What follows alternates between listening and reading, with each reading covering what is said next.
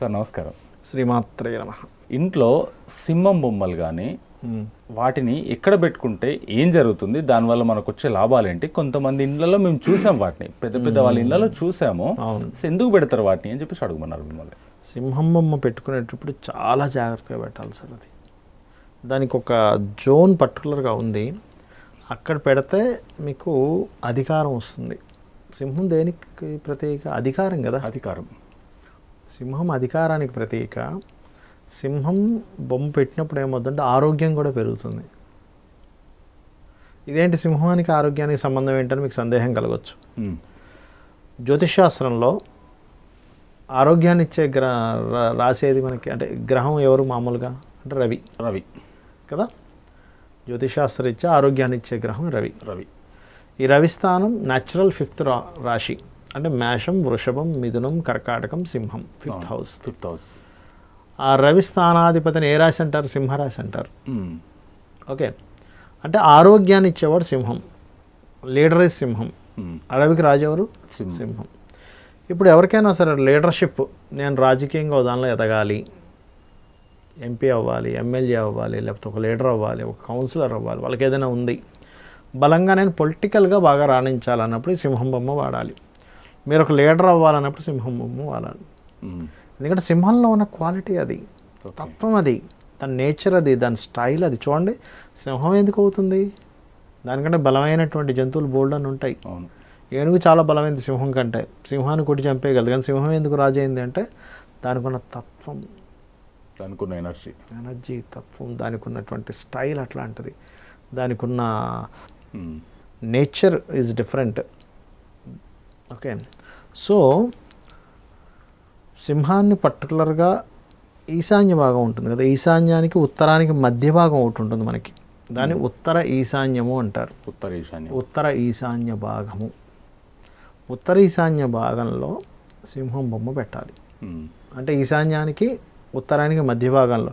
అది రఫ్గా చూసి పెట్టడం కాదు. ఇప్పుడు తూర్పు, ఇది ఈశాన్యం కదండి, ఇది ఉత్తరం కదండి, ఈ మధ్యలో పెట్టేస్తానంటే కాదు. మీరు పర్ఫెక్ట్గా కంపాస్ తీసుకోవాలి. కంపాస్ తీసుకొని ఆ కంపాస్ ఎగ్జాక్ట్లీ ఎన్ని డిగ్రీలు తిరిగింది, నార్త్ వైపు మనం చూసేటప్పుడు ఇది తూర్పు అనుకుంటే, ఇది ఉత్తరం అనుకుంటే కంపాస్ పెట్టి చూసి అది ఎగ్జాక్ట్లీ ఎన్ని డిగ్రీలు తిరిగింది చూడాలి ఫస్ట్.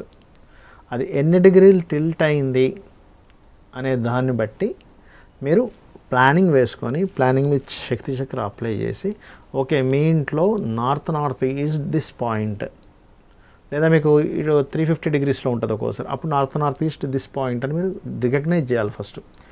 ఎట్లా అంటే సార్ సింపుల్, ఇప్పుడు మీకు ఇక్కడ కట్ అయింది, మీరు ఇక్కడ వేసుకోవాలి స్టిక్కర్. ఇక్కడ వేసుకుంటే తగ్గదు, పని చేయదు, బ్లీడింగ్ అవుతూనే ఉంటుంది.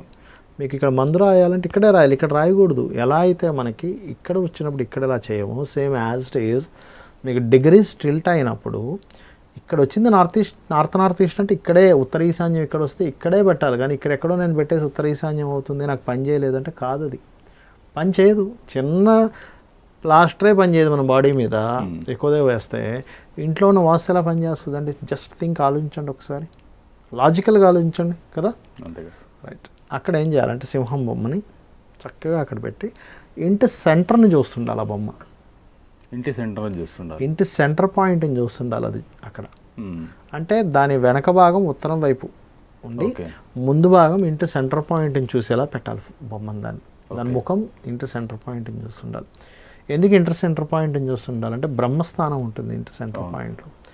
బ్రహ్మస్థానానికి సింహం యొక్క ఎనర్జీ ఫామ్ అయినప్పుడు ఈ 16 డివిజన్స్లోని ఆ ఎనర్జీ ఫ్లో అవుతుంది మీకు.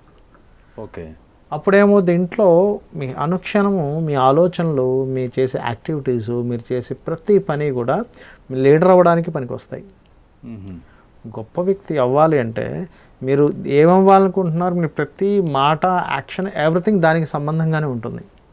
ఇంకోటి ఉండదు. ఇంకా అక్కడ ఒక మాట మాట్లాడితే దానికి సంబంధంగానే చేస్తారు, ఒక పని చేస్తే దానికి సంబంధంగానే చేస్తారు, అలా వస్తుంది.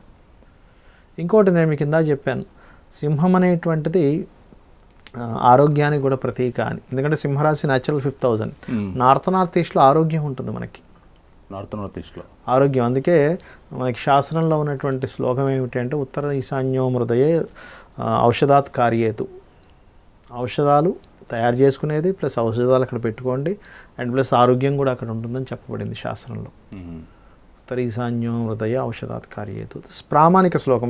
మనం ఎందుకంటే మనం ఏం చెప్పినా ప్రామాణికత is most important. Because of మన మోటో ఏంటంటే పబ్లిక్కి మంచి జరగాలి. మన ప్రోగ్రామ్ చూడడం వల్ల ఒక్క మంచి జరిగినా చాలు. రైట్. సో ఇక్కడ ఏంటంటే సింహం అక్కడ పెట్టి అది సెంటర్ పాయింట్ చూస్తున్నప్పుడు ఆరోగ్యం ఒకటి బాగుంటుంది. మనిషి ఆరోగ్యంగా ఉంటేనే లీడర్ అవుతాడు. అనారోగ్యంగా ఉన్నవాడు పాపం అతను ఆరోగ్యం చూసుకోవడానికి సరిపోదు ఫస్ట్. అండ్ ఆ తత్వం, ఆ energy, because of north east is immunity.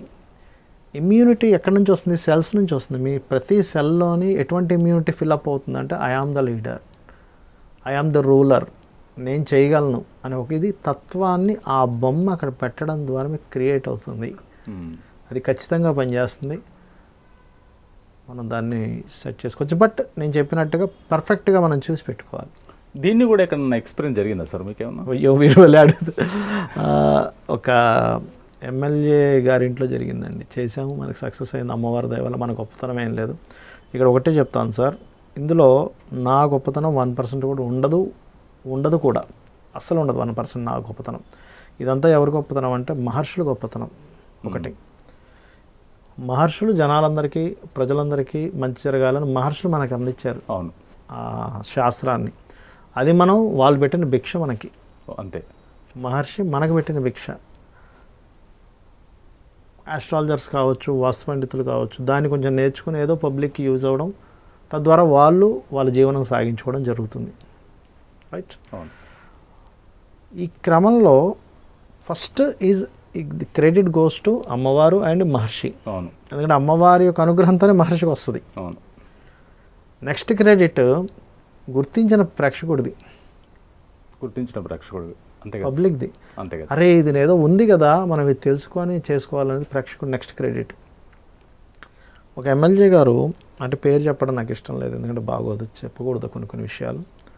అతను ఒకసారి ఫస్ట్ ఎన్నికల్లో ఓడిపోయి పాపం ఆయన నిద్ర పట్టక చాలా ఇబ్బంది పడుతూ నాకు ఒక రోజు ఫోన్ చేశారు. ఆయన ఫోన్ చేస్తే నేను పలానా ఎమ్మెల్యే అంటే, నేను ఫస్ట్ అసలు సర్వసాధారణంగా పిఎల్ ఫోన్ చేస్తాను, పిఎల్ అసిస్టెంట్స్ ఫోన్, ఆయన డైరెక్ట్ నాకు కాల్ చేశాడు. పలానా ఇది చేస్తున్నానంటే నేను ఫస్ట్ నమ్మలే. ఇదేదో అంటే నాకు కాల్స్ అట్లాంటివి చాలా వస్తుంటాయి. నేను పలానా లీడర్ని, నేను పలానా జడ్జిని, నేను పలానా అని ఫోన్ చేస్తుంటాను. నేనేమనుకుంటానంటే అన్నీ సీరియస్గా తీసుకుని కొన్ని ఆలోచిస్తాను. వాళ్ళు ఊరికే ఏదైనా ఇట్లా చేస్తున్నారా అని ఫస్ట్ నేను కొంచెం, అంటే మరీ తీసిపడేను అలా అని పట్టించుకోవడం కాదు, ఏంటి నిజమేనా అని అనుకున్నా ఫస్ట్. అనుకొని నేను పలానా ఇదంటే అన్నప్పుడు నెట్లో కొట్టి చూశాను ఆయన ఉన్న వీడియోలో.